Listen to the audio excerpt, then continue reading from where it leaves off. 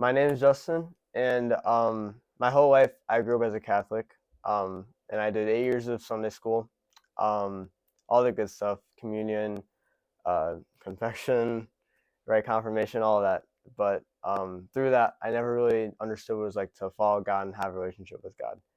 I started going to chapel when I was in eighth grade, and when I started, it was more of an idea of just going, see your friends after school, talk to girls if you want, and I really just had no aspiration to really learn from God. I didn't think that God was something that I was even striving for, even though my whole life it was. And I I sort of like I don't know. I think my perspective, just to give you a timeline, I'm now in senior year, so I've been at chapel for quite a while, and through that, I've just learned more and more on how God works. It was until January this year, however, that I realized I wanted to give my life to Christ on when I was at winter conference. And I didn't know how that looked though, and I wasn't in the right mindset to do it. Um, I had no idea what that looked like, and I thought it was easy. It was just easy, I thought it was just something I can do, but I wasn't ready. I was heavily addicted to smoking marijuana. I was in a relationship that wasn't healthy for me and didn't grow me closer to the Lord. I was doing the right things the wrong way, and I started reading the Bible, but the problem was is I tried to read it chronologically and not the way He wanted me to. And I started in the Old Testament, which is a not the best idea because it actually it takes your eyes off what it looks like to actually walk with Christ nowadays. And through that, I kind of thought that everything came from the Father. And so I realized that I had no idea how it worked. And so then through that, I tried to put my own images of what God was like instead of actually learning what it was like. Like as Romans 1 says, I became an utter fool thinking I was wise. And it was my wisdom and not his. I um, ended up getting in a really bad spot, to the point where I didn't have the answers and I was so doubtful. I got cheated on after being with someone for more than a year. I still couldn't focus on the Lord just because I couldn't bear being alive and not being under the influence. It was a terrible spot I was in, to the point where I couldn't really function without it, and it was my foundation. I didn't know what it was like to follow Christ, but I had an idea. And then um, Jen Palizzi actually really enlightened me one day because I couldn't be in church without having so much guilt in me, and I actually just couldn't bear being there anymore. And she actually sent me a text about volunteering for Chapel Kids. And if you don't know Jen, she is the leader of Chapel Kids, and she is just a blessing for me and everyone else in her life. And I know that I wouldn't be here without her today. And in the text, it was her inviting me to be a volunteer. And while I didn't think I was ready, I knew that I needed a new way to be there for God on Sundays, and it wasn't working the way it was. And so, the morning of my first morning volunteering, I woke up and I felt a new heart, and I felt like God was moving through me like He never was.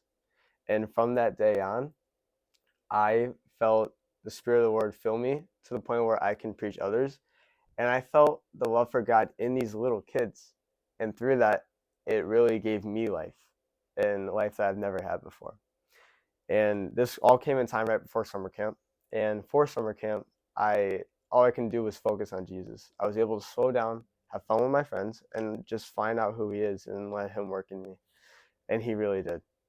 I really understood what it was like to follow Christ and to have the Spirit living within me every day. And I got to the point where I started speaking truth that I didn't know. I was speaking of things that I've never read, and that's something that only the Spirit can do. And I really understood what it's like to work for the Lord and be His servant. Um, but the problem is I can't. I'd be lying if I didn't say the whole time I still thought about being high, and it wasn't something that I felt like I could get rid of. And so I remember saying to Him, "I can't give this to you, so you must take it."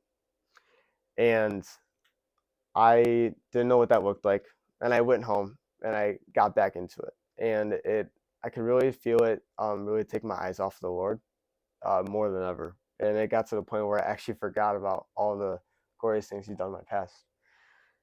And one night, I was having a sleepover with my friend Isaiah. Isaiah goes to church here. I'm sure many of you know him. And while we're having a great time and discussing how the Lord's been working in our lives, all I could think about is going to my car and smoke. So I literally convinced him that I was going to bed so I can go to my car. And the second I did, I felt heavy conviction on my heart. And I didn't know what to do. And I was so stressed out. I was in my room, and the Lord opened up me to Psalm 37. And Psalm 37 really spoke to me for many reasons. First of all, there's a line that says, "Take delight in the Lord, and He'll give you your heart's desires." And I realized what my heart desires is the substitution of what the Lord can fill the voids that we never did. And I found that in the psalm, it talks a lot about how we should not be victimized or feel envy for people that succeed in this world, for the wicked, because while they might succeed in this world, they won't succeed in the world that's coming to be. And it really gave me hope for once to realize that I'm seen, and that the compassion I have for others is seen by God, and nothing else is needed, and that I have a place in the kingdom. And right there and then is when I realized that I really need to give everything to Christ. And I really realized that the biggest thing holding me back is my addiction. And I let go of it. And as of today, I'm 1 month clean. And I know that I can never go back. I know that I have been called by name, and the Lord has so much for me. And there's nothing I can do to stop that. No matter how much I've tried, He will always bring me back. And there's nothing I can do at all.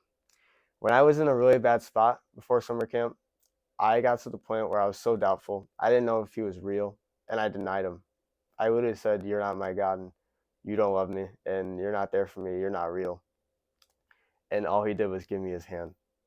And all He did was guide me to truly find Him and to truly find the answers that I needed for so long.